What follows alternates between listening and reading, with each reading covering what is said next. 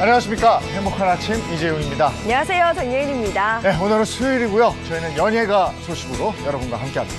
네, 그에 앞서 오늘 날씨부터 전해드리겠습니다.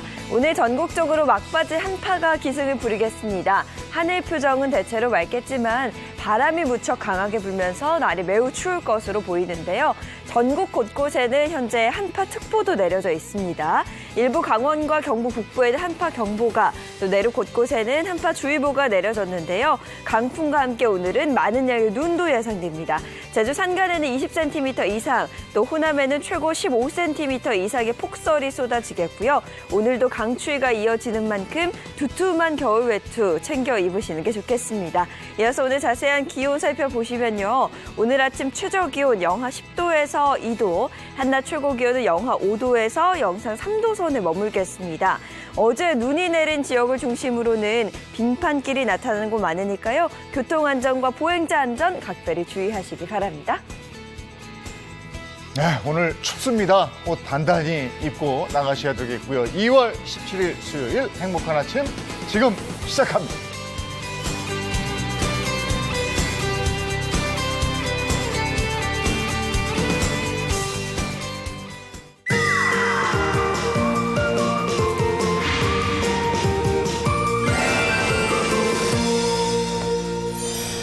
지난해를 생각해보면 2020년 코로나19로 인해서 다들 힘드셨죠. 그런데 우리 주변에 형편이 어려운 이웃들 더더욱 힘들었습니다.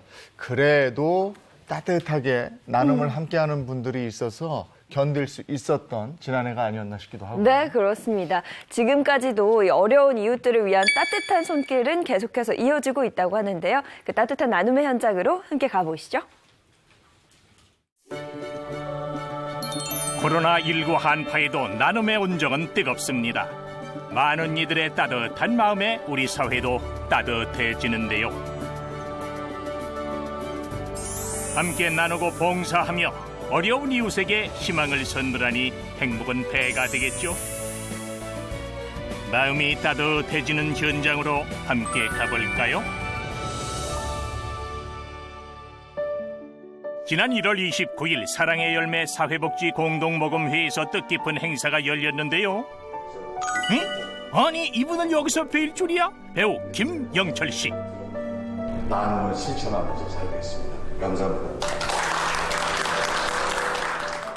그냥 조용히 그냥 마음으로 전하는 게 어떠냐 해서 거절을 했었어요. 근데 이 코로나19가 길어지면서 이런 것도 좀 알려서 같이 동참하는 사람을 많이 좀 이렇게 모으는 게 좋겠다라는 마음으로 가입하게 됐습니다.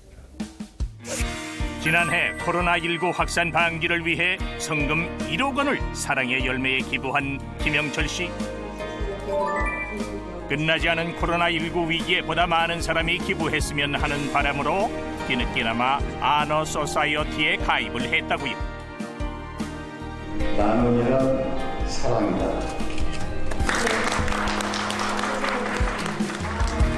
아너 소사이어티 2,500번째 회원이 된 배우 김영철 씨. 2,500명이다. 김영철 씨를 비롯해 우리 사회에 통 크게 나눔을 전한 사람이 많았네요. 건너 마을 젊은 저자 꽃 따라 오거든. 꽃만 따지 말고 내 마음도 같이 따가줘.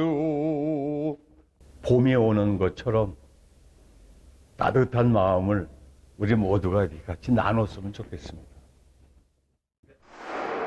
눈에 보이게 보이지 않게 우리 사회 곳곳에 나눔을 실천하는 사람들이 많은데요. 따뜻한 마음을 나누며 모두의 행복을 바라는 기부천사들의 아름다운 선행에 잠시나마 혹독한 추위와 코로나19 확산 공포를 잊게 되는데요.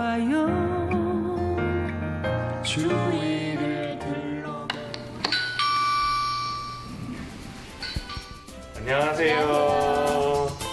누구 하나 빠지지 않고 나누는 삶을 살고 있다는 가족. 자, 그러면 1시간 30분이니까 3만 원. 3만 원. 야, 3만 원. 야. 주문기가 아마도 3,000개였어요. 자, 27,000원. 야, 보너스 1,000원. 해서 5,000원이야. 이거는요. 우리 애가 신발 정리, 이불 정리, 뭐 줄넘기 이런 거를 약속을 했거든요. 그래서 잘한 일들을 본인들 칭찬도 하고 격려도 하고 이걸 나중에 이제 수익금이 기부하는 데 쓰여질 수 있게끔 독려하는 차원에서 하고 있는 겁니다. 기부금의 출처는 아이들이 스스로 정한 일에 대한 대가.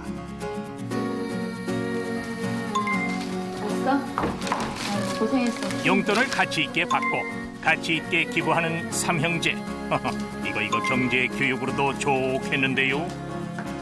장봐온 거 1,000원. 고생했어. 잘했어. 수고했어. 이렇게 한 푼 두 푼 모은 용돈을 어려운 이웃을 돕기 위해 기부했다는 삼형제. 쌈짓돈을 모아 얼마나 기부했을까 싶지만 다들 놀라지 마세요. 지난 3년간 삼형제가 기부한 성금은 무려 약 1,000만 원. 10대의 어린 나이에 일찌감치 나눔을 깨우친 삼형제. 엄마 아빠가 주시는 용돈을 그냥 제가 아무 일도 안 했을 때 받고 그 용돈을 기부했을 때는 살짝 어머니 아버지가 그냥 다 먹여준 느낌? 그냥 상 차려주신 것을 그냥 제가 그냥 다 먹은 느낌인데 어떤 일을 해서 받거나 그런 경우는 살짝 이 어린 나이에도 그냥 할 수 있구나라는 것을 깨달을 수 있었어요. 학교 봉사활동 점수를 채우러 봉사활동을 나갔다가 나눔에 대해 깨닫게 됐다는 삼형제. 그 후로 스스로 땀 흘려 얻은 것을 어려운 이웃과 함께 나누는 것이 일상의 행복이 됐다고요. 야, 삼형제의 따뜻한 마음을 모르는 이가 없나 보네요. 이 사랑의 열매에서 또 받았군요. 저는 나눔이라는 게 정기 기부를 뜻하는 건데요. 1년마다 정기 기부를 1년에 약 100만 원 이상을 기부를 하겠다라는 약정입니다. 꾸준한 기부를 약속한 삼형제는 물론이고요. 부모님까지 온 가족이 함께 마음을 나눕니다. 기부란 함께 모두가 다 즐거워질 수 있는 내비게이션이라고 생각해요. 왜? 다 같이 함께 갈 수 있는 길을 열어주니까 그래서 기부는 내비게이션이다. 저희의 어떤 이런 활동들이 다른 분들에게 정말 아까 씨앗처럼 그런 역할이 되어서 좀 풍성하게 그리고 또 그것이 나눔으로 좀 많이 쓰였으면 하는 바람입니다. 함께 나누는 따뜻한 온정은 과연 어디로 향했을까요? 10년 전 남편을 먼저 떠나보내고 홀로 살고 계신 할머님에게로 향했다는데요. 어떻게 도움이 됐으려나요? 때로는 예쁜 강아지라 하기도 하고 이 똥강아지야 그러고 그래요. 내가 얘가 없으면 나 혼자 사는 거예요. 얘가 있기 때문에 둘이 사는 거예요. 보통 손주들한테 쓰는 표현인데 과연? 이 똥강아지 아니냐고. 자, 인형을 손주처럼 대하시네요. 우리 똥강아지 예쁘지? 우리 강아지 예쁜 강아지. 할머니의 따뜻한 손길로 저 낮잠 좀 재워주세요. 그래, 찾아. 저는 등 만져주는 게 제일 좋아요. 그래요, 나도 그래요. 예뻐요, 예뻐. 약 먹을 시간 됐으면 약 먹을 시간 됐다 그러고 약 먹었으면 자기 바른 손을 꼭 늘려달라 그러고 이 환기시키라고 아유 할머니 공기가 탁해요. 문 좀 열어놓고 공기 바꾸세요 이러고 뭐 이지간한 말은 다 해요 얘가. 그래서 얘가 하나의 나 식구예요. 할머니의 말벗도 되어드리고 건강 체크까지 떡소리 납니다. 할머니, 약 드시는 걸 깜빡하셨어요. 빨리 드세요. 네. 코로나19로 외부 활동과 가족 방문이 줄어든 상황에서 애교와 잔소리를 넘나들며 말하는 인형에 외로울 겨를이 없지만 무엇보다도 할머니의 건강에 큰 도움이 된다고요. 약 먹는 시간을 안 가르쳐주면 잊어버리고 또 그냥 넘어가는 수도 있어요. 근데 얘가 가르쳐주기 때문에 약을 안 먹을 수가 없어요. 잊어버렸다도 얘가 할머니 약 먹을 시간 돼서 아 그렇구나 약 먹어야지 그러고 얼른 털어놓는다고요. 그러면네. TV 보는 게 하루 일과였던 할머니에게 어느 날 찾아온 새로운 가족. 할머니의 적적했던 일상과 마음을 달래주었습니다. 얘가 있다는 자체가 내가 누군가는 같이 있다는 그 감이 생기니까요. 그렇게는 나 혼자 이 집에 있다는 생각은 안 하고 누군가는 나를 지켜주고 있다는 거. 얘가 나를 지켜주고 있다는 걸 생각해요.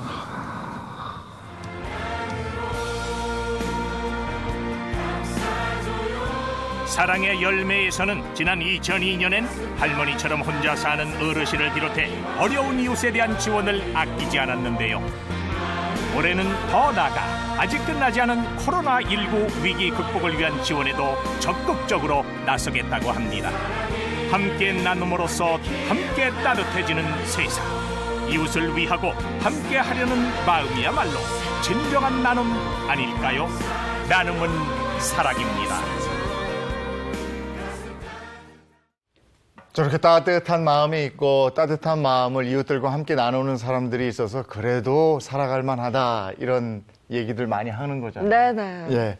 자, 이번에는 대한민국 대표 스타들의 걸어온 길을 한번 되짚어 보겠습니다. 수요일 스타 주민 시간입니다.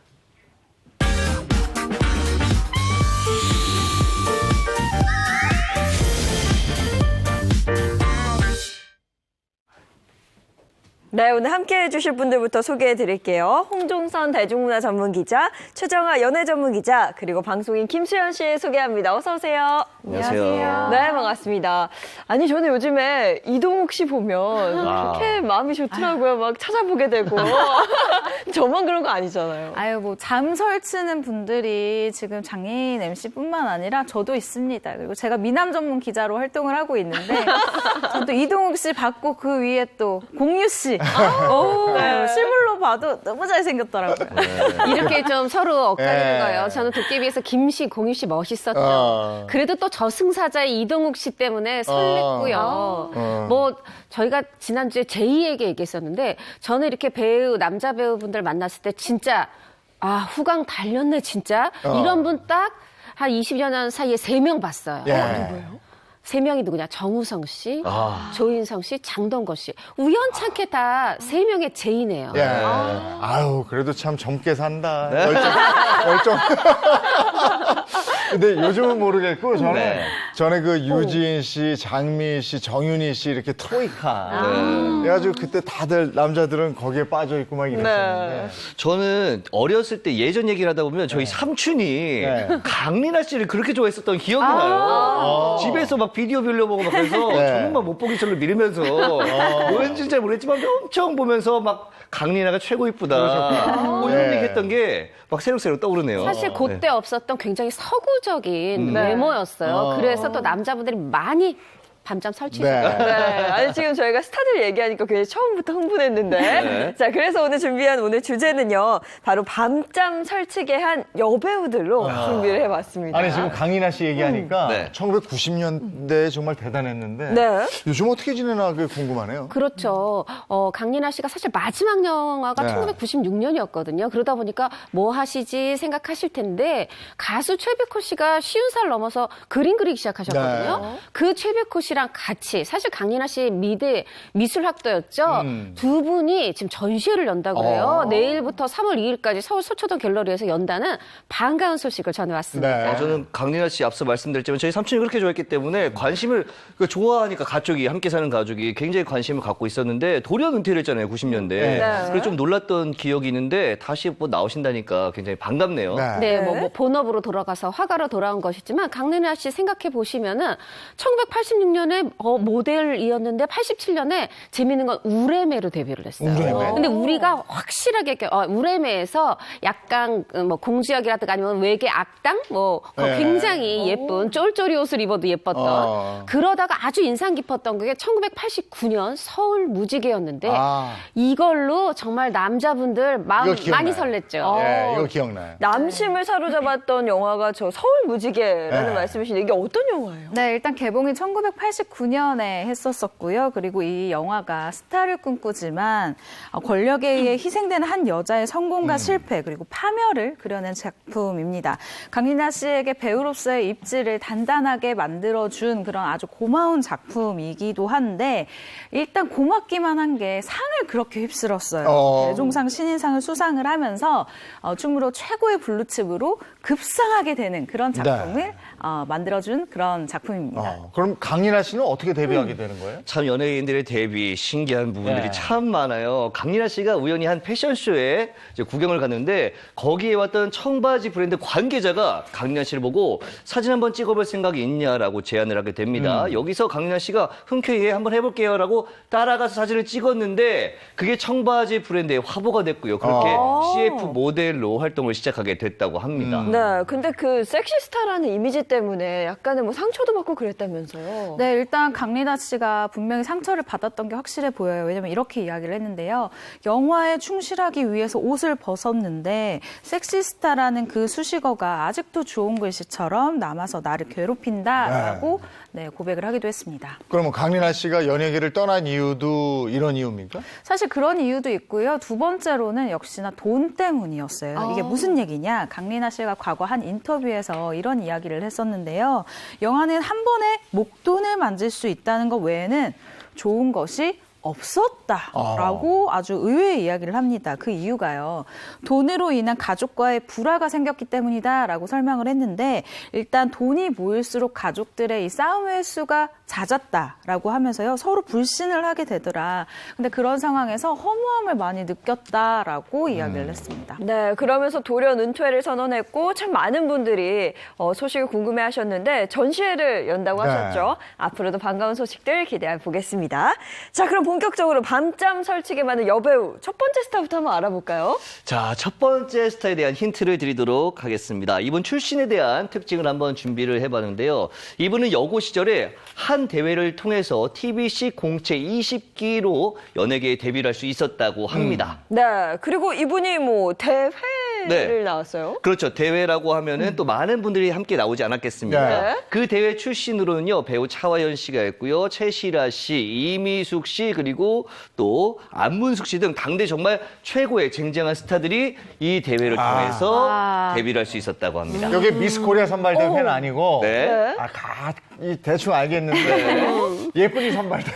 그렇죠. 뭐 미스 코리아는 아닌 건 맞고요. 이쁜이 선발 대회라고 할 수도 있을까요? 정말 어쨌든 이쁜 분들이 많이 뽑히는 대회였어요. 네. 특히 이런 분들 여기 또 나옵니다. 데뷔의 비화. 이분이요, 이 대회에 친구 따라서 장난삼아 나간 거예요. 근데 거기서 당당히 1등을 거머쥐면서 200만 원의 상금을 받게 됐습니다. 너무하네. 장난삼아. 장난삼아. 뭐 어떤 사람 몇 년을 준비해가지고 나가는데 너무하시다. 장난삼아. 꼭 친구는 안 되고 친구 따라간 사람이 1등하고. 화나게 만들어. 근데 그 당시에 상금이 200만 원이었으면 지금도 적은 돈이 아닌데 78년이에요? 어마어마한 그런 금액 아니에요? 제가 좀 찾아봤습니다. 1978년도 물가. 그랬더니 대졸 초임이 13만 원. 그래요? 4년제 대졸. 그럼 연봉이 한 156만 원인데 200만 원이면은 대졸 초임의 연봉보다 더 많은 돈. 한 15개월치 월급을 한 번에 받았던 그런 큰 돈이더라고요. 저도 찾아봤는데 77년에 도곡동에 개나리 아파트라고 있었어요. 지금은 그게 재건축돼서 다른 아파트가 됐지. 분양가가요. 1977년에 평당 35만 원입니다. 35만 원. 그러니까 30평 아파트 기준으로 하면 4, 30이 1,000만 원 조금 넘는 돈인가? 지금 거기가 얼마입니까? 거의 한 6, 7채 아파트 값을 살 수 있는. 아니면 200만 원이 그렇게 큰 돈인데. 여고 시절에. 평당 분양가. 어떤 대회였는지가 굉장히 또 궁금한데요. 이 대회가 굉장히 특이했습니다. 방송국과 한 제가 회사에서 공동으로 개최를 했어요. 그렇기 때문에 이 대회에서 뽑힌다. 1등부터 5등까지 수상을 하게 된다 하면은 네. 탤런트도 할 수 있고요. 이 제과 모델로도 활동을 할 수 있었기 때문에 굉장히 어마어마한 경쟁률을 선보였습니다. 300대 1. 이때 이게 미스 코리아 선발대회하고 양대 산맥이었죠. 네. 이게 저 미스 롯데 선발대회 아닙니까? 맞습니다. 첫 번째 드리겠습니다. 미스 롯데인데요. 말씀드린 것처럼 1위를 하신 분입니다. 그럼 이것까지는 아직 잘 모르겠거든요. 네. 두 번째 힌트도 바로 주시겠어요? 두 번째 힌트를 드려도 예인님 씨 조금 어려울 수 있을 것 같은데요. 그래도 제가 봤을 때 한 두 분 정도는 여기서 아시지 않을까 하는 생각이 듭니다. 두 번째 힌트는요. 이분이 출연했던 CF입니다. 이분 굉장히 유명했어요. 화장품부터 가전제품, 의류, 제과까지 굉장히 많은 CF를 찍었고요. 특히 81년도에 전파를 탔던 이 광고가 아주 대표적입니다. 이 광고가요, 카피가 정말 어마어마했습니다. 한국사에 남을 명카피로 손꼽히고 있는데요. 특히나 이 CF를 찍었다 하면 다 스타가 될 수 있는 정말 스타의 등용문이다 하는 그런 광고였습니다. 그래요? 네. 이게 등용문 정도로 되는 광고. 그 네. CF 카피가 뭐였어요? 카피, 정말 무릎을 탁 치실 겁니다. 땡땡과 함께라면 고등마저도 감미롭다. 이거. 지금 그 양쪽 끝에 계시는 기자와 예인 MC는 이게 뭐지 하시지만 가운데 두 분은 하고 웃으셨어요. 이 카피 대단했어요. 그럼요. 광고마저 고등마저 감미롭다. 이런 식으로 딱 나왔잖아요. 과연 자, 이거 뭐 바로 알잖아요. 두 번째 힌트 드리도록 할게요. 초콜릿 CF입니다. 초콜릿 CF. 네. 자, 바로 갑니다. 자, 정답 배우 아시겠습니까? 원미경. 정답입니다. 자, 정말 78년도에 미스 롯데 1위를 하신 주인공이죠. 네, 당시에 정말 초콜릿 CF 대단했죠. 네. 대단했죠. 사실 이제 그때 당시 또 굉장히 이미 유명한 분이 있었어요. 네. 전영록 씨. 두 분이 함께 CF에 나오는데 먼저 이렇게 원미경 씨가 이렇게 뭔가 배 위랄까 이런 데 좀 앉아 있어요. 그리고 화면이 바다로 바뀌면 전영록 씨가 막 이제 이 원미경 씨를 부르는 거예요. 네. 그러고 나면 마치 이제 추억을 생각하듯이 원미경 씨가 탁 초콜릿 하나 입에 넣은 다음에 뭔가 이렇게 아련한 미소를 짓는데 그 미소, 이 눈가의 미소가 대단했어요. 네. 그래서 이 장면 광고계의 전설로 남게 됐습니다. 네. 저는 사실 실제로 본 적이 없어서 어떤 장면인지 지금 나오는 거예요? 저기서 한번 보죠. 땡땡과 함께라면 고등마저도 감미롭다. 저기 땡땡이. 너무 아름다워 네. 예쁘세요. 그렇죠. 어머, 베어 물고 네. 싹 웃는데 정말 예쁘시네요. 저게 땡땡을 다 달리 불렀죠. 재용과 함께라면. 고동마저도 이런 식이. 제 얘기도 그렇고 재용이 많이 들어가시네요. 다 재용이에요. 네네네. 참 로맨티스트세요. 미스 롯데 1위로 뽑혔다면 정말 대단한 건데 네. 선발 기준이 어떻게 됐나? 그때 그것도 궁금하네요. 그렇죠. 네. 사실 이제 아까 양대 산맥, 미스코리아랑 양대 산맥이라고 하셨는데 미스코리아는 이제 아름다운 얼굴 또 신체 조건이 중요했고 그때 공채 탤런트에도 예쁜 분들 많이 가셨죠. 네. 근데 그때 또 연기력, 이 연기 자질이 또 중요했어요. 그런데 이 미스 롯데는 예쁜 거 기본인데 여기에다가 끼가 꼭 있어야 됐다고 그래요. 왜 그러냐면 이 땡땡 초콜릿을 비롯해서 여기가 이제 롯데제과다 보니까 요 딱 1등하고 나면 바로 여기에서 상품이 많이 나와요. 그 CF를 해야 되니까 CF라는 건 짧으면서 압축적으로 연기 잘해야 되잖아요. 그래서 요 끼를 굉장히 봤어야 했고 그리고 이제 지금 원미경 씨도 고교 시절에 1등 했다고 그러는데 보면은 10대 분들 많이 뽑았어요. 왜냐면 10대 이 소녀가 아가씨가 탁 초콜릿을 먹을 때 요 풋풋함 그거를 생각해서인지 그렇게 좀 어린 분들의 등용문이 됐었죠. 네. 당시에 원미경 씨 인기는 어느 정도였나요? 원미경 씨가 1979년도에 영화 청춘의 덫이라는 거에 출연했어요. 요 앞에 얘기를 잠깐 해야 돼요. 사실 이게 1978년도에 TV 드라마로 청춘의 덫 김수현 극본으로 방영이 되고 있었는데 야 이거 내용이 반인륜적이야 하면서 드라마가 중단이 됩니다. 이거에 김수현 씨가 소설로 발표해요. 나 억울해 소설 청춘의 덫 나오고 평상시에 같이 좀 많이 했던 이 또 멜로 영화의 전문가 김기강독과 함께 요거를 청춘의 덫 만들어서 79년에 개봉을 했는데 서울국도극장, 부산국도극장 근데 서울에서만 20만 명. 네, 부산에서 11만 명. 대단한 인기를 끌었어요.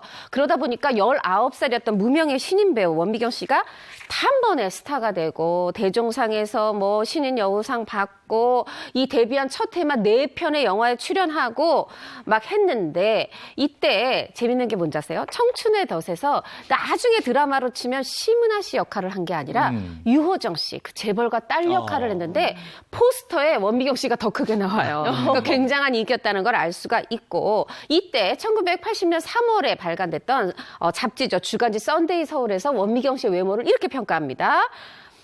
학처럼 목이 길고 사슴처럼 눈이 아주 큰 슬픔 사슴 같은 그런 배우. 정말 뭐 대단한 극찬이 아니었나 싶은데 저는 그 커다란 눈망울도 그리고 학처럼 긴 목도 좋았지만 저는 그 미소 아주 입을 활짝 벌리고 이 치아를 드러내면서 웃는 그 미소가 너무 아름다웠습니다. 네, 그리고 배우로서 인정을 받게 되는 일들이 연속돼서 일어나게 되는데 1980년도에 백상예술대상 영화 부분 여자 신인 인기상 등 그 당시에 주요 상들의 신인상을 전부 다 원미경 씨가 차지했었던 거예요. 그리고 원미경 씨가 그때 인기에 대해서 이렇게 한 인터뷰에서 이야기를 합니다. 이날은 한 번은 당시 영화를 한 번에 7편에서 8편까지 찍었다라고 얘기를 해요. 열흘을 밤을 새우기도 했어서 그때는 너무 힘들었었다라고 자신의 인기를 설명하기도 했습니다. 네, 그렇게 많은 작품에 출연을 했는데 그러면 결정적으로 남심을 사로잡았던 작품은 어떤 것들이 있을까요? 자, 곧 이제 뭐 많았어요. 원미경 씨가 좀 독특했던 게 색깔 있는 여자, F학점의 천재들, 또 심장이 뛰네. 뭐냐면 어디서는 굉장히 당당하고 똑똑하다가 어디서는 청순하다가 어디서는 섹시하다가 요걸 좀 왔다 갔다 하는 매력으로 정말 대한민국의 영화계를 유혹했습니다. 네, 근데 당시에 원미경 씨가 좀 섹시한 이미지를 보여줘야만 했던 이유가 있었을까요? 사실 이제 이게 시대 정책하고 이제 맞물려 치는데 그때 이제 대중을 우민화하는 말하자면 정치에 좀 관심을 덜게 하는 걸로 3S 정책이라고 있었죠. 하나가 스크린, 하나가 스포츠. 아침이니까 이제 섹시 정도로 표현을 할게요. 요 3S에서 사실 영화라는 건 스크린과 이 섹시가 만날 수 있는 교집합이잖아요. 하다 보니까 이 부분에서 굉장히 특히 어떤 성적인 표현 이 부분에 대한 검열이 굉장히 완화가 됐어요. 그러면서 성인 영화가 급증하는 시대였고 그러다 보니까 여자 배우들이 뭐 선택할 여지 없이 고르면 약간 이런 섹시한 이미지가 강한 역할을 맡을 수밖에 없던 그런 시절이었습니다. 제가 저때 80년대 초반에 고등학생이었는데요. 극장 가고 싶어서 막 근데 굉장히 그 야한 영화들이 극장에 막 쏟아져 나오고 학생들이 막 거기 가고 싶은데 가면 선생님들한테 잡혀가고 막 이럴 때였다고요. 그 원미경 씨 대표적인 영화 따로 있지 않습니까? 너무너무 유명한 영화가 있죠. 바로 1986년도에 개봉한 병강세인데요. 이 영화 정말 예능 프로그램, 영화 소개 프로그램에서 자료화면으로도 엄청나게 지금까지도 나온 영화입니다. 이 영화 병강세는요, 10만 명이 넘는 관객을 동원하면서 흥행에 성공해서 무려 시리즈로 3편까지 나온 히트작인데요. 이 원미경 씨가 영화 병강세에서요, 1편과 2편에서 연달아 옥녀 역할로 열연을 펼쳤습니다. 네, 원미경 씨의 매력은 뭐였을까요? 일단 이 병강세의 제작자였던 이 박태환 대표의 이야기를 들어볼 필요가 있는데 원미경은 아무리 덩치가 큰 남자도 품에 안을 수 있는 마력 같은 걸 가지고 있었던 여배우다라고 극찬을 했고요. 또 1980년도에 이 원미경 씨 주연의 머저리들의 긴 겨울이라는 영화가 있어요. 근데 이 영화를 연출했던 이성민 감독이 또 이렇게 이야기를 합니다. 아마도 역설적인 섹시함에 사람들이 많이 반했었던 것 같다. 볼륨감이 큰 배우는 아니었지만 그 굉장히 작은 얼굴에서 흘리는 미소 그리고 무엇이든 빨아들일 것 같은 이 매력적인 눈매가 당시 남성들의 이 마음을 흔들었다라고 평가를 했습니다. 자, 충무로에 이렇게 주목받는 여배우로 떠오르는 원미경 씨. 근데 깜짝 놀랄 만한 발표를 하죠? 맞습니다. 1980년대 영화면 영화, TV 드라마면 드라마 종횡무진했어요. 그랬던 최고 스타가 면사포를 쓰겠다. 결혼을 발표하면서 아니 지금 이렇게 잘 나갈 때 왜 했는데 그 남편의 정체가 알려지면서 대중은 더 깜짝 깜짝 놀랐습니다. 네. 남편이 누구예요? 네, 지금 목회자의 길을 걷고 있고 그 당시에는 드라마 PD였었던, 그러니까 드라마 전 PD와 결혼을 한 건데요. 두 사람의 러브 스토리가 너무 궁금한 거예요. 그래서 찾아봤는데 처음에 이 원미경 씨가 드라마 임진왜란이라는 작품에 출연을 하고 있었어요. 그런데 이 남편이 그 드라마에서 조연출로 근무를 하고 있었던 거예요. 조연출 분이 이제 월급, 그러니까 계속해서 출연료를 나눠주는 이런 역할을 담당을 하고 있었는데 원미경 씨가 이 출연료가 누락이 됐었던 거죠. 받아야 될 거 아닙니까? 네. 그래서 조연출 분이랑 밖에서 따로 만나게 됐다고 해요. 그런데 이것이 만남의 시작이 돼서 스파크가 팡 일어나서 연인이 되게 된 이 계기가 됐다고 합니다. 야, 일부러 누락했네, 일부러. 일부러 누락했어요. 일부러 누락하면 반드시 전화 오죠. 어쩐지 행복한 아침에서 저한테 출연료를 너무 꼬박꼬박 잘 주시거든요. 한 번 정도 누락되시면 제가 네. 그렇군요. 네. 우리 제작진 참고하시기 바랍니다. 자, 밤잠 설치기 한 여배우들 두 번째 배우 만나볼까요? 자, 두 번째 스타, 첫 번째 힌트를 드리도록 하겠습니다. 이분의 주인공 캐스팅 비화인데요. 어떤 한 분이 없었다면 이분의 연기를 볼 수 없었을지도 모릅니다. 이분은요, 데뷔 초에는 엑스트라만 했었는데 주인공을 못 찾아서 고민을 하고 있던 연출자에게 이 한 분께서 소개를 시켜주면서 주인공의 캐스팅이 될 수 있었습니다. 이것을 인연으로 집에 데려가서 연기까지 가르쳤고요. 그때 연기를 전수받은 덕분인지 40년 넘게 연기력 논란 없는 그런 배우로 손꼽히고 있습니다. 야, 저 인생에서 가장 큰 역할을 한 배우네. 그분도 끌어준 분도 배우니까. 그렇죠. 누구예요? 자, 힌트로 정답 드리겠습니다. 바로 강부자가 후배가 되겠습니다. 아니, 저는 이게 시대가 맞는지 모르겠는데 배우 김영란 씨가 생각나요. 왜냐면 그 공채 탤런트 시험 볼 때 후보 2번이셨대요. 그 당시에 강부자 선생님께서 추천해주고 막 밀어줘서 합격했다 이런 얘기를 제가 본 적이 있거든요. 김영란 씨. 네. 굉장히 추측을 해보고 있는데 맞을지 안 맞을지 두 번째 힌트를 한번 좀 보시고 생각을 해보시면 될 것 같습니다. 두 번째 힌트는요. 이분이 데뷔 초에 어떤 한 분을 보면서 정말 꼭 성공을 해야겠다. 다짐을 했다고 합니다. 일종의 질투와 비슷한 건데요. 이 덕분이었는지 실제로 1980년대부터 90년대 초반까지 이분께서 한 해에만 한 3편 정도의 영화를 개봉할 정도로 주인공으로 왕성하게 활동을 했고요. 미모면 미모, 연기면 연기까지 아주 잘 소화하면서 계속해서 활동하고 있습니다. 안방, 극장, 그리고 스크린을 종횡무진하면서 많은 사랑을 받았죠. 어쨌든 그러면 강부자 씨하고 그 첫 번째 만남이 중요한 거 아니겠어요? 어떻게 만났나고. 일단 강부자 씨와 만났고요. 두 번째 제가 힌트 드리고 있는 이분과는 미스 롯데에서 만났어요. 네, 제가 지금 두 번째 스타분은요. 그 당시에 미스 롯데에서 인기상을 받았고요. 이분이 질투하는 그분. 왜 질투하겠어요? 1등을 거머쥐셨습니다. 그래요? 그럼 이분은 대회에서 몇 등을 한 거예요? 이분이 생각하기에는요, 내가 굉장히 그래도 나름 이쁘니까 대회 나가면 조금 높은 상을 받았겠다. 그래서 2위 정도는 그래도 받지 않을까 하셨을지도 몰라요. 하지만 앞서 말씀드린 인기상이 5위였다고 합니다. 그래서 질투심이 좀 더 많았을까요? 게다가 1등 하신 분이 바로 드라마 주인공이 됐는데, 그 당시에 이덕화 씨가 굉장히 인기 많았는데 덕화 오빠 이렇게 부르는 것을 보고 내가 그 사람보다는 늦게 시작을 했지만 정상에는 더 먼저 올라서리라 굳은 다짐을 했다고 합니다. 자, 두 번째 힌트 한번 드리도록 하겠습니다. 질투의 대상 바로 원미경입니다. 일단 말씀을 들어볼 때 내가 왜 인기상이야 할 정도의 좀 패기도 있고 내가 정상에 먼저 올라가겠다. 연기는 무척 잘하시는 분이다. 이런 것까지인데 정말 감이 안 잡혀요. 근데 그게 이제 1978년에 그래, 78년도고요. 원미경 씨가 1등 한 거죠. 그렇죠. 그 대회에서 5등 했어. 5등. 야, 그러면 그 대회가 그 년도에 1978년도에 대단했네요. 미인들이 참 많았던 대회라고 볼 수 있겠죠. 감이 오시나요? 잘 모르겠어요, 누군지. 저는 이렇게 들어도. 두 분도 감이 안 오시고요. 잘 안 오는데. 자, 그럼 정답 공개하도록 하겠습니다. 이렇게 최초로 정답을 이렇게 공개를 하는데요. 아무도 못 맞히 공개하는 건 처음입니다. 우리 시청자분들은 감 오시는 분들도 있죠. 정답 공개하겠습니다. 바로 이미숙 씨입니다. 야, 이미숙 씨가 그때 5등 했어요. 5등. 굉장히 미인들이 많았나 봐요. 갑자기 2, 3, 4등이 궁금해요. 그러니까요. 네. 아니 그러면 궁금한 게 이미숙 씨가 팬들을 잠 못 들게 했던 작품은 또 어떤 작품들이 있어요? 네, 바로 영화 뽕이라고 합니다. 이 뽕이라는 영화가 1925년도 나도양의 단편 소설 뽕을 각색한 이 해학적인 이야기를 담은 작품인데요.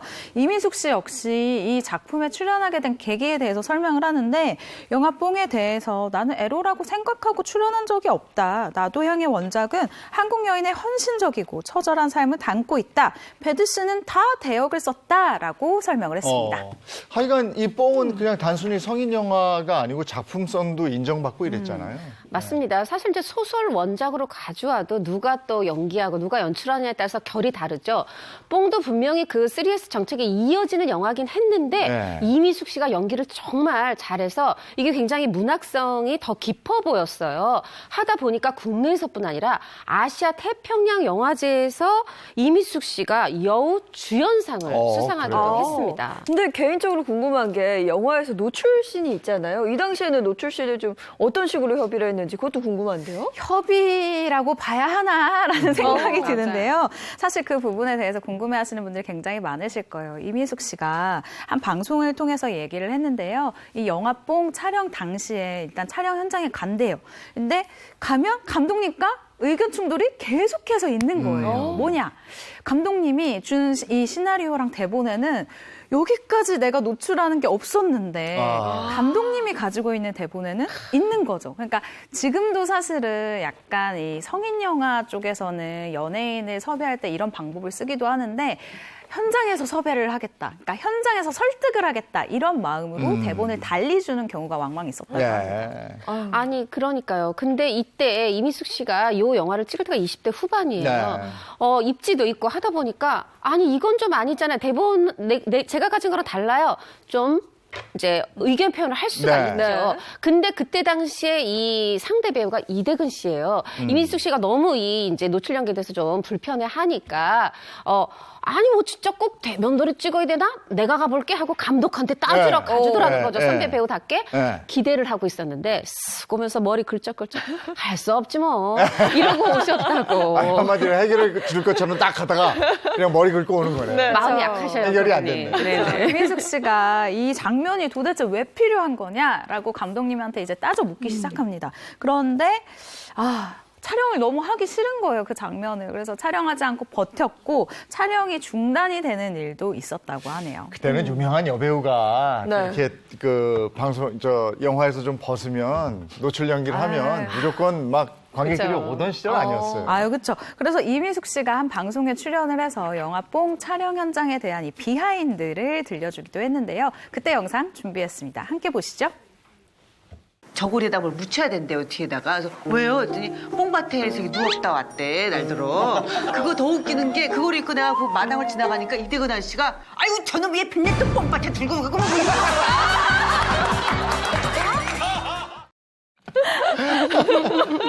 이거 참 재밌네요. 저런 에피소드가 또 있었군요. 자, 세 번째 여배우를 만나볼까요? 자, 세 번째 여배우 첫 번째 힌트는요. 이번에 출연작인데요. 1982년에 이분이 출연한 영화가요. 30만 명 이상의 관객을 동원한 정말 어마어마한 최고의 흥행작이었고요. 특히나 그때 영화가 한국 영화 사상 처음 등장한 땡땡 영화였다고 합니다. 땡땡 영화? 네, 땡땡 영화. 성인 영화는 뭐 이미 나왔고요. 1982년도입니다. 최초로 땡땡 영화. 힌트 바로 드릴까요? 네. 자, 바로 최초의 심야 영화 주인공이었습니다. 심야 영화. 그쪽이면 조금 이제 이재용 예수님께서 잘 알 수 있는 메이드를 좀. 80년대 초반. 네. 그러면 이제 80년대 초반이면 심야 영화를 볼 수 있지. 왜냐하면 통행 금지가 풀렸어요. 그렇죠. 그래가지고 그때 막 사람들이 막 심야 영화 한다니까 극장에서 밤새고. 맞아요. 그리고 꼭 심야 영화 보러 갈 때 소주 한잔 하고 가는. 추억적으로. 최초의 심야 영화이기 때문에 조금 기억이 나시는 분들이 있을 것 같아요. 특히나 우리 방송을 보시는 분들은 최초였다면 그 작품인가라고 생각하실 수 있는데 아직 잘 감이 안 오시나요? 모르겠어요. 두 번째 힌트 드리겠습니다. 두 번째 힌트는 이분과 인연이 있는 감독님으로 한번 준비를 해봤는데요. 이 감독님은요, 국내 영화 3대상인 청룡영화상, 그리고 대종상 영화제, 그리고 백상예술대상에서 트리플 크라운을 달성했고요. 총 13회에 걸쳐서 감독상을 받은 한국 영화계 거장입니다. 그리고 1962년에 데뷔를 했고요. 1970년대, 80년대, 90년대, 2000년대까지 계속 수상을 한 정말 한국의 유일한 감독이라고 할 수 있습니다. 아니 1962년에 데뷔를 했다. 데뷔를 하셨죠. 아니 그러면 지금 62년. 네. 근데 아직도 작품 활동을 하시는 거예요? 작품 활동 꾸준히 하고 계시고요. 지금까지 100편이 넘는 작품을 만들었습니다. 그 중에서도요, 98번째 작품에서는요, 칸에서 감독상까지 수상하면서 세계적인 감독으로 올라서게 되죠. 칸에서 감독상이면 취하선의 임권택 감독. 취하선이면 임권택이죠. 네. 그럼 두 번째 힌트 드리겠습니다. 바로 임권택 감독이 찜한 배우, 최초의 심야 영화 주인공 임권택 감독님이 콕 집은 그 배우. 근데 임권택 감독하면 100편도 넘는 영화인데 네. 그중에 뭐 주인공만 해도 한 어림잡아 100명 될 텐데 그렇죠. 콕 찍었다? 콕 찍었다. 오늘 우리 힌트 포도선 기자님. 어려워요. 오늘 아시는 분 없으신가요? 누구예요? 또 바로 공개하도록 하겠습니다. 바로 배우 안소영 씨입니다. 안소영 씨. 네. 안소영 씨와 임권택 감독님이 인연이 좀 있었던 거네요? 네, 맞습니다. 사실 이 안소영 씨가 어떻게 보면은 이분도 노출 배우, 섹시스타 이 수식어가 정말 어리실 거예요. 왜냐하면 고등학교 어렸을 때부터 연극 영화판에 이렇게 혼자서 자발적으로 따라다니면서 저 배우하고 싶어하면서 연기를 현장에서 열심히 봤다는 겁니다. 그런 이제 학생으로 유명했다 그래요. 서구적인 외모로 또 많은 분들의 사랑을 받았던 분 아니에요? 맞습니다. 외모도 그렇지만 말씀드린 것처럼 이렇게 연기에 대한 열정도 있었죠.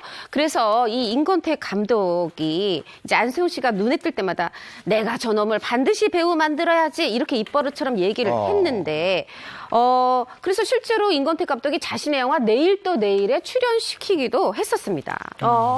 근데 이후에도 두 사람이 같이 작품을 좀 했었나요? 일단 영화가 흥행하지 못해서요. 임권택 감독은 자신의 이 작품 세계를 위해서 다시 이제 집필에 들어가게 되고 안소영 씨 역시도 연극 무대에 다시 오르게 됩니다. 그리고 3년 뒤에 안소영 씨의 이 작품 출연 소식이 임권택 감독에게 충격을 안기게 되는데요. 이때 임권택 감독이 이렇게 얘기를 했다고 해요. 조금만 더 기다리지. 조금만 더 기다리면 되는데 왜 그렇게 서둘렀니? 라고 굉장히 안타까움을 나타냈다고 하는데 훗날 안소영 씨가 인터뷰를 통해서 이렇게 이야기를 합니다. 감독님이 내가 감독님에 의해서 배우가 될 거다라고 생각을 하셨기 때문에 내가 이 작품으로 딱 떠버리니까 너무 안타까워하셨다라고 이야기를 했습니다. 네, 안소영 씨가 그럼 이름을 딱 각인시킨 그 작품이 뭐였나요? 뭐 지금 전 국민이 다 아실 거예요. 에마 부인이 있죠.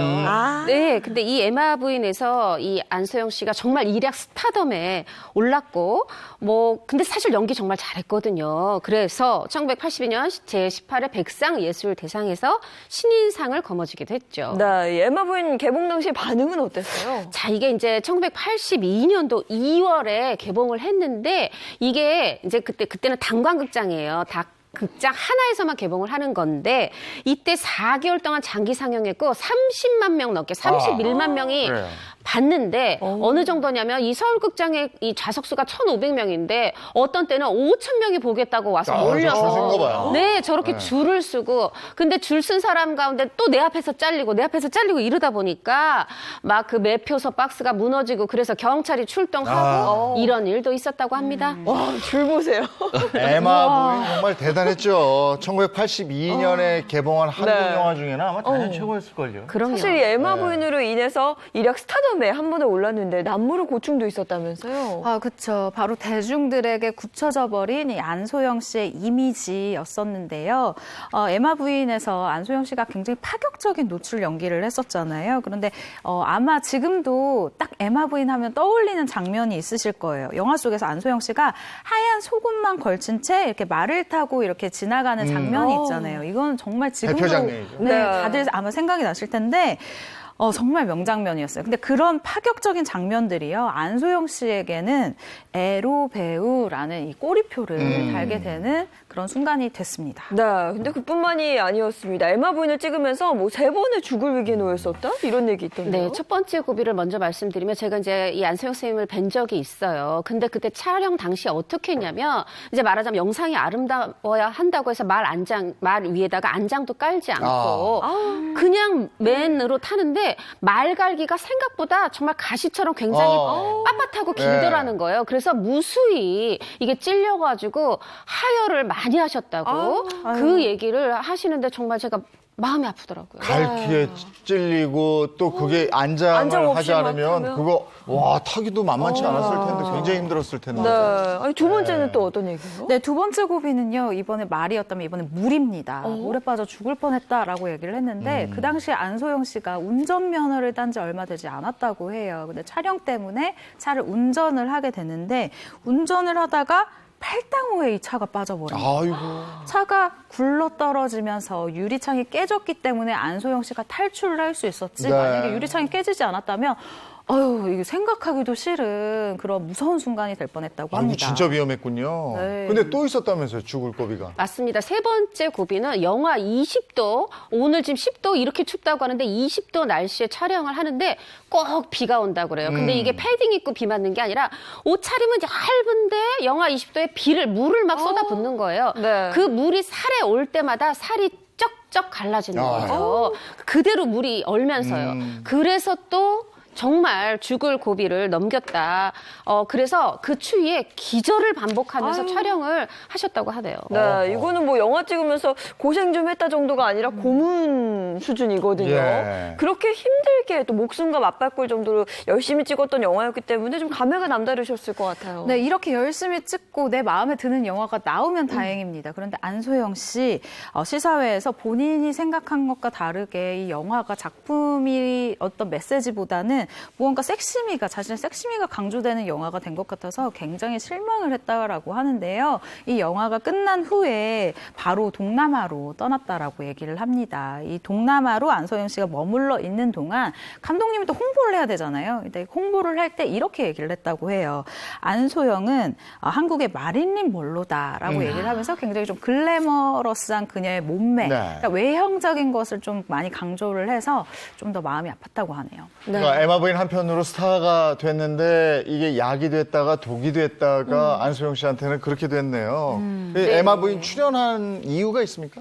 네, 있습니다. 사실 이제 연기에 열정이 있는 배우라고 했잖아요. 연극을 하고 있는데 그때 이제 서구적 외모다 보니까 마릴린 먼로의 버스 스탑이라는 연극을 하고 있었는데 선배 배우가 이제 추천을 한 거예요. 이런 에마 부인이라는 영화가 있다. 근데 이게 안소영 씨 입장에서는 이게 노출 영화 이게 아니라 그동안에 한국 영화에서는 여배우들은 맨날 좀 찔찔 짜거나 버림받거나 복수하거나 근데 이거 굉장히 색다르다. 이런 새로운 연기에 대한 열정으로 이걸 이제 출연을 했었다고 하네요. 네, 여배우로서 이 노출 연기하려면 굉장한 용기가 필요할 것 같아요. 그렇죠. 과거 한 인터뷰를 제가 좀 따와봤는데요. 여배우는 맨날 질질 짜기만 하고 외국 영화에서처럼 뭔가 자유롭고 당당한 모습이 없는 게 늘 안타까웠다라고 합니다. 그러면서요. 원작을 보고 내가 배우로서 운명을 걸어봐야겠다라고 마음먹은 것도 여느 한국 영화 다른 느낌을 줬기 때문이다. 배우가 영화를 위해서 벗을 수도 있어야죠. 그건 부끄러운 일이 아니라고 생각해요. 라고 자신만의 소신을 밝히기도 했습니다. 네. 멋있어요. 근데 저때가 또 이제 이렇게 탈칵 올라오는 비디오 테이프 막 일본에서 맞아요. 들어올 때요. 네. 근데 그때 엠마뉴엘 부인이라는 그런 게 들어와서 이게 연결이 되면서 드라마를 끌고 막. 예. 근데 어쨌든 에마 부인 때문에 안소영 씨가 난무를 숨어도 막 겪고 이랬던. 길거리를 가는데 상상도 안 돼. 야, 한번 벗어봐. 야, 가슴 한번 보자. 이런 남성분들도 있었고. 뿐이 아닙니다. 촬영장에 가면 대본에 분명히 없었어요. 정말 노출없사하고 출연했는데 찍다 보면 좀 한번 벗어보자. 이게 실생활에서도 영화장에서 이러다 보니까 다양한 연기에 도전하고 싶었던 안소영 씨의 어떤 그런 의지가 좀 꺾였다고 하네요. 네, 그럼 최근에 안소영 씨는 좀 어떻게 지내고 계세요? 그래도 저는 영화 미혹에서 보면 정말 노출없지만 굉장히 멋있는 김혜수 씨를 돕는 역할도 했고 또 지금 트롯 경영 프로그램 이런 데 나와서 숨겨졌던 노래 실력도 발휘를 하고 계시고 아주 좋아 보이십니다. 그렇군요. 네. 알겠습니다. 여기까지 알아보겠습니다. 오늘 고맙습니다. 고맙습니다. 네, 운전자라면 알아야 될 중요한 정책이 곧 시행이 되는데 이 정책이 바로 안전속도 5030 정책입니다. 네, 지금부터 2달 후 그러니까 4월 달부터 이 정책이 시행될 예정이라고 하는데요. 어떤 정책인지 자세한 내용 영상으로 준비했습니다. 눈 깜짝할 새 벌어지는 교통사고. 0.1초만 방심해도 당신의 인생이 송두리째 바뀔 수 있다는 사실 알고 계십니까? 대한민국 보행자의 안전을 사수하기 위한 초특급 프로젝트. 도심 지역 일반 도로에서는 시속 50km 이하로, 생활권 이면 도로에서는 30km 이하로 운행하는 안전속도 5030 정책이 이제 시작됩니다. 생명을 살리는 속도 미션 5030. 박사님, 대한민국 운전자들이 꼭 알아야 될 정책이 곧 시행된다고 하는데 어떤 정책인지 좀 설명 좀 해주세요. 바로 안전속도 5030입니다. 안전속도 5030은 2021년 4월 17일부터 시행되는 정책인데요. 보행자들의 안전을 위해서 도시지역 내 일반 도로는 제한속도를 50km로, 그리고 어린이 보호구역이나 이제 생활도로 같은 곳은 제한속도를 30km로 하향하는 그런 정책이 되겠습니다. 4월 17일까지 아직 몇 달 남은 상황인데 그렇죠. 네. 지금 이미 전국 도시지역의 40%의 도로는 제한속도를 5030에 맞춰서 하향을 해서 시행 중인 걸로 조사가 되었습니다. 그래서 저희 미션 5030에서는요, 시범 운영 중인 여러 곳 중에서 사고 위험이 높은 곳을 한 곳을 딱 정해서 그곳을 기습 방문하려고 합니다. 그럼 오늘의 미션 장소로 이동하겠습니다. 오늘의 미션 장소는 서울 답심리 초등학교 앞. 어린이 보호구역으로 지정된 이곳은 왕복 3차선 도로. 학교 앞에서는 하루 종일 차들이 바쁘게 달리고 학교 앞 횡단보도엔 신호등이 없어 보행자들이 위태로워 보이는데, 아니나 다를까 이곳은 2017년 어린이 중상사고가 났던 바로 그 지점. 자, 오늘 미션 장소, 동대문구에 위치한 답심리 초등학교 앞에 나와 있습니다. 아이들이 좀 잘 안 보여갖고 자칫 잘못하면 이게 좀 사고가 날 수 있는 어떤 지점이 있네요, 그렇죠? 여기 보시는 것처럼 어린이 보호구역인데 불법 주차되어 있는 차들이 보이죠. 네네네, 그렇죠. 예, 그 법적으로 어린이 보호구역에는 불법 주차를 절대 하시면 안 되고요. 여기 어린이 보호구역에는 주차장도 설치를 못하도록 하고 있습니다. 네. 스쿨존 사고 하면 많은 분들이 그 민식이법을 좀 떠올리는데, 좀 민식이법 하는데 모르시는 분들도 있을 거라고요. 충남 아산의 한 어린이 보호구역에서 횡단보도를 건너던 9살 김민식 군이 차에 치여 숨을 거둔 소식 있었습니다. 다시 봐도 참담한 고 김민식 군의 사고 당시 사망. 이후 온 국민의 뜨거운 관심 끝에 국민청원을 거쳐 도로교통법과 특정범죄가중처벌법이 개정되기에 이르렀는데, 이른바 민식이법이 통과된 후 전국의 모든 어린이 보호구역엔 의무적으로 신호등과 과속단속 카메라가 설치됐고, 어린이 보호구역에서 과속을 하다 어린이가 다치거나 사망하는 일이 생기면 가중처벌을 할 수 있게 됐다. 자, 저희가 한번 그럼 여기서 한 2시간 동안 한번 지켜보도록 하겠습니다. 1차 지점, 그다음에 2차 지점을 30km 이하, 2차 지점도 30km 이하로 성공한 분들께 저희가 또 선물을 또 드리고 있습니다. 과연 얼마나 많은 모범 안전 운전자들이 나타날지 한번 기대해보고, 한번 저희가 좀 날씨가 좀 쌀쌀하지만 좀 춥지만 한번 여기서 한번 지켜보도록 하겠습니다. 제작진은 1차 지점과 2차 지점 두 곳에서 차량의 속도 측정을 하게 된다. 측정 지점은 과속 방지턱이나 단속 카메라가 없는 도로로 속도를 높이기 딱 좋은 지점. 두 지점을 모두 제한속도 30km 이내로 통과하면 모범 안전운전자로 선정되는데, 과연 몇 명의 모범 안전운전자를 만날 수 있을까? 기대하시라. 개봉 활동. 지금 시간에 지금 차량들이 많지는 않은 것 같습니다. 네. 지금 말씀드리는 순간 지금 택시 한 대가 1차 지점을 향해서 달려가고 있는데, 과연 속도가 빨라 보이는데요. 그렇죠. 이야, 너무 빠르게 달리는데요. 32km. 그렇죠. 이 정도는 안 됩니다. 네. 1차 지점, 실패입니다. 실패. 네. 오토바이가 오고 있는데, 야, 빠른데요? 지금, 지금 봤을 때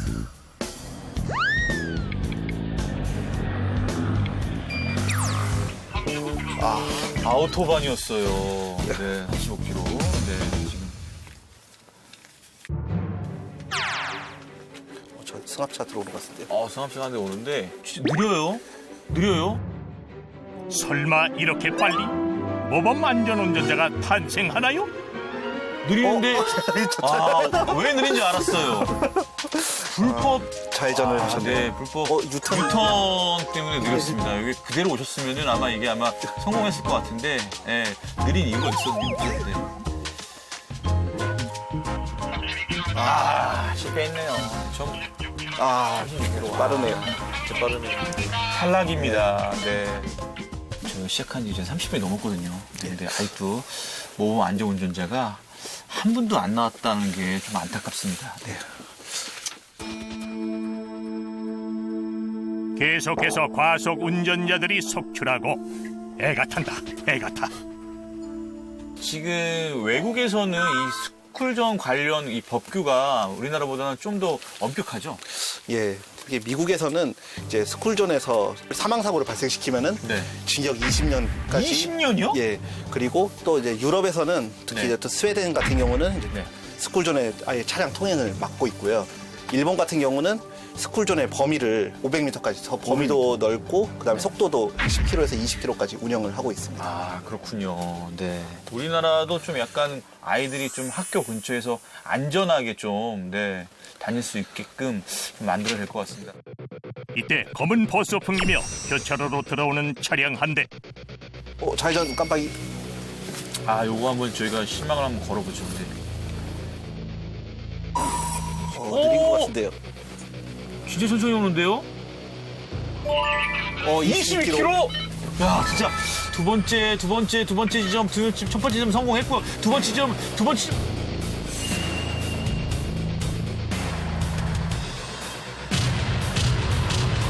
성공할 것 같은데요? 25km. 네, 성공입니다. 드디어 첫 번째 모범 안전운전자가 탄생한 순간. 그런데 돌발 상황이 발생했다? 쑥스럽다며 그만 인터뷰를 거절한 우리의 모범 안전운전자. 안타깝지만 다시 기다려보자고요. 모범 안전운전자 답심초등학교 앞에서 과연 한 몇 명 정도 나올까요? 답심리니까 10명은 나오지 않을까? 10이니까. 답십. 10이니까. 이과 출신이신가요? 예, 이과입니다. 이과요? 답십. 10명 나온다. 예. 이야. 그럼 63빌딩 앞에서는 63명? 63, 18. 18명. 18명. 네. 라이센스가 있으세요, 이게? 박사라는? 수료증이 있으신 거죠? 예, 받았습니다. 받으셨어요? 예. 네. 야, 그게 다 있군요. 네, 그럼 앞으로도 9명도 저희가 모범 안전운전자가 나올 것을 기대하면서 한번 지켜보도록 하겠습니다. 네. 저 차 이제 곧 들어올 것 같습니다. 저 파란 차 지금 대기 중인 것 같습니다. 저 차는 어떠세요? 어떻게 예측하세요? 좀 30km 이하로 달릴까요? 어떨까요?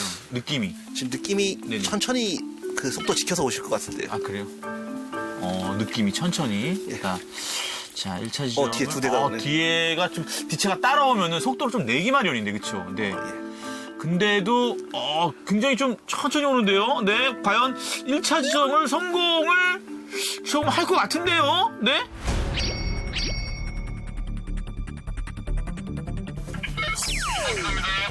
네, 1차 지점을 성공했고요. 그럼 2차 지점을 과연 몇 킬로로 통과할지 2차 지점은요? 저희의 마음을 알까요, 진짜, 네. 1차 지점을 성공적으로 통과한 차량, 과연 2차까지 성공할 수 있을까?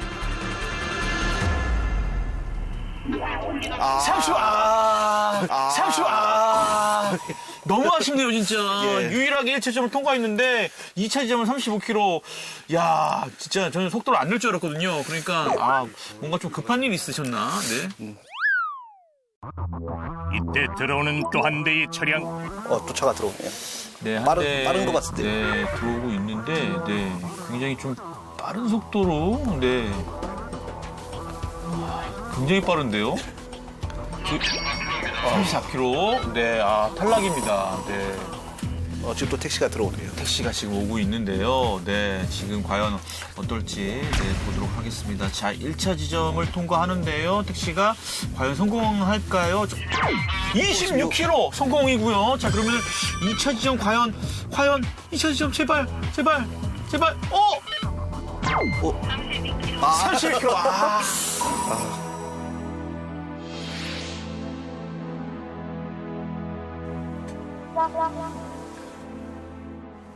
지금 나이가 어떻게 되세요? 85년생입니다. 뭐라고요? 85년생이? 예. 아, 진짜로요? 예, 85년생입니다. 네. 많이 형인 것 같아요, 지금. 예. 네네. 형이 아니고 삼촌뻘 되시고. 삼촌. 그렇죠. 네. 그냥 홍 박사라고 불러도 돼요? 예, 그렇게 불러주시죠. 네네. 박사님 존칭해서 박사로 바꾸겠습니다. 아. 10시 반이 지나면서 차량이 거의 없어요. 예. 이동이 거의 없는데 저희가 30분 안에 한두 명이라도 더 나왔으면 좋겠어요. 진짜. 네. 저희가 이 심야 시간이라 조금 약간 마음을 놓으셨는지 다 30km가 넘어가고 있습니다. 차가 오고 있습니다. 이 차량에 저희가 한번 시망을 한번 실어보죠. 굉장히 느린 속도로 오고 있습니다. 될 것 같은데요? 그쵸? 요거 1차 지점. 1차 지점을 오늘의 최저 속도 16km로 통과한 차량. 16km. 야, 지금까지 최저였습니다. 그렇습니다. 2차 지점은 과연 성공할지? 과연 2차 지점도 30km 이내로 들어올 수 있을까?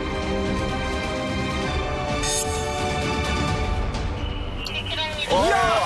2차 지점도 거뜬하게 통과한 운전자. 마침내 오늘의 두 번째 모범 안전운전자 탄생. 바로 이분이 우리가 애타게 기다린 두 번째 모범 안전운전자 되시겠습니다. 혹시 그 안전속도 5030 정책을 좀 알고 계셨나요? 네, 그건 뉴스로 좀 봤는데요. 4월부터 제한 속도가 이제 변경된다고. 혹시 직장이 한국교통안전공단이신가요? 아닙니다. 아니, 어떻게 이 정확하게 알고 계시네요. 안전속도 5030을 알고 계시네요. 정말 대단하십니다. 네. 안전속도를 지켜주시고 또 모범 안전운전자로 선정돼 주셨기 때문에 블랙박스 응모하면서 선물을 하나 고르시는 겁니다. 네. 하나 골라주세요. 네네.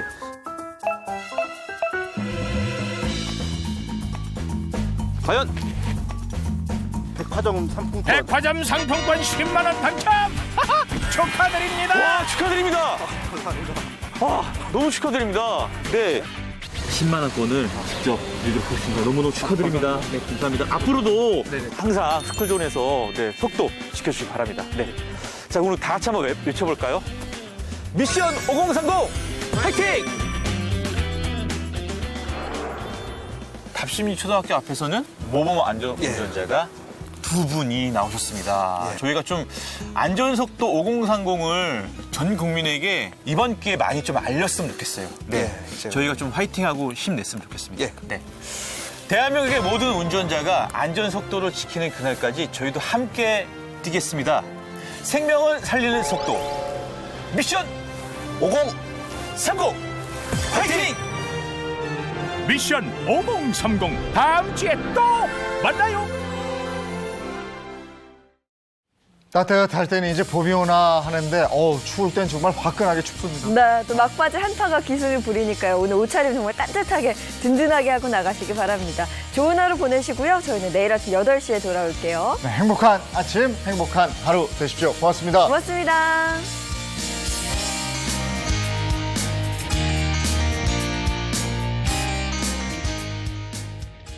채널 A